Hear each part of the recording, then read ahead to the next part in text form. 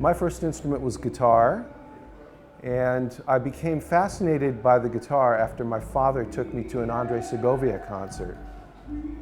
I was 6 at the time, and music has never, actually even to this day, been as magical as it was with that one experience. Because now I know too much.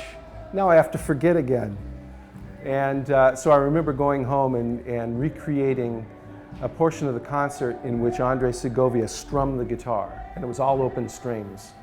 And I just remember the tactile feeling of the guitar, the way it felt on the flesh. And actually, when I had a crisis and came back to playing at one point, it was that moment, remembering that moment, that helped me be real with it again.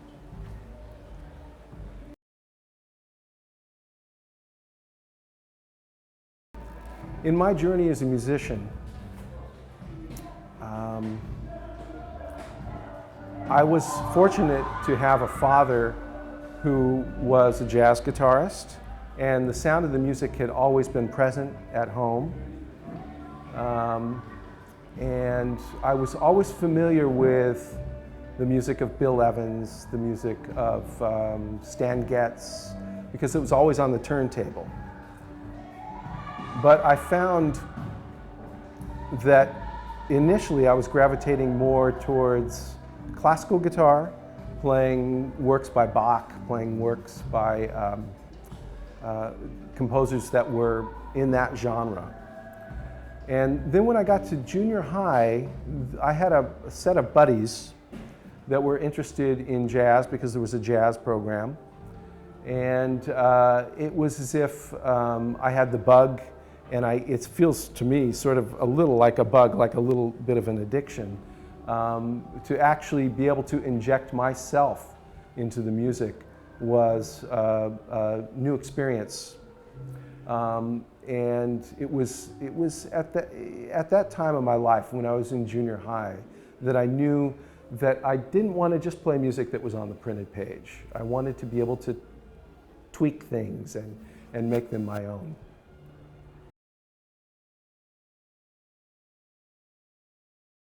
I was fortunate to, as I said before, have a father that was involved in the world of jazz. And he had an old friend that he had met many years ago when he was working in Las Vegas with Harry James.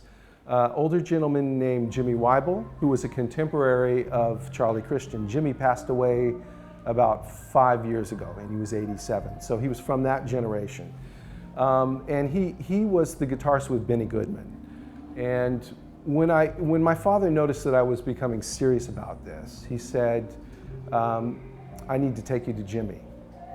And Jimmy was one of these men that had the capacity to weave something that was very magical on the instrument in an improvisational way, although he wasn't really on the radar because his personality was not that of somebody that is really aggressively pursuing a career. It just wasn't part of his makeup.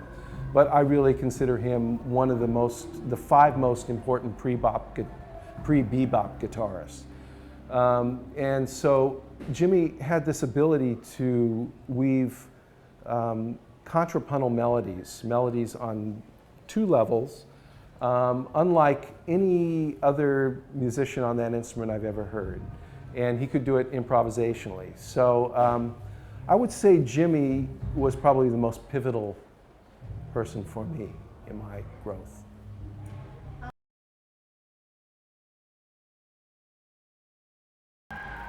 Yeah, one of my first paid gigs actually was a gig at an Elks Lodge with a bass player named Scott Colley, who lives in New York, and we grew up together, we were buddies. And this was playing for a St. Patrick's Day party for a bunch of drunk, older Irishmen. And we realized as we got about 15 minutes into the gig that we really didn't know any Irish tunes. We knew When Irish Eyes Were Smiling, and we played that.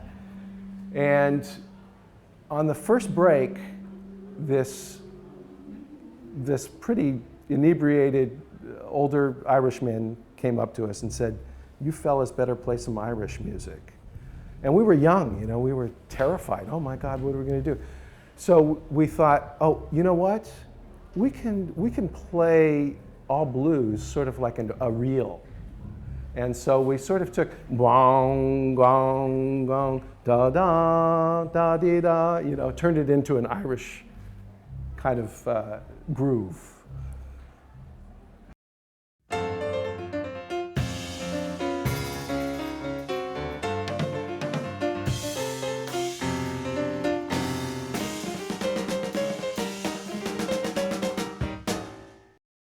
Right now? Larry Koonse. So Larry, what was your first instrument?